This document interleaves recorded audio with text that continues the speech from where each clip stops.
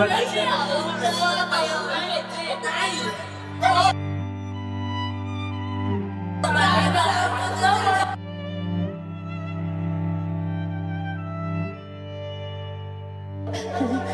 ପୁଅକୁ କିଏ ଦବ ନା ମୋର?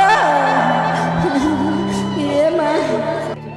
ମୁଁ କିଛି ଜାଣିନି, ଘରେ ଥିଲି। ମୁଁ ହାଇଟେକ୍ ଗଲା ବେଳକୁ ମୋ ପୁଅ ପଡ଼ିଛି। ତାପରେ କହିଲେ ପୁଅ ନାହିଁ, ତାକୁ ଆପଣ ନେଇଯାଅ। ଆପଣ ନେଇଗଲେ, ଗଲାବେଳକୁ ନାହିଁ, ସେଠି ବି ଦେଖିଲେ।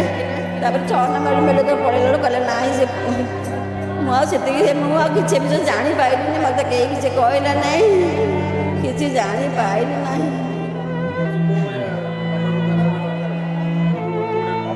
ଯେମିତି ମୋ ଗୋଡ଼ ଖାଲି ହେଲା, ତାର ମା ଗୋଡ଼ ସେମିତି ଖାଲି କରିଦିଅ।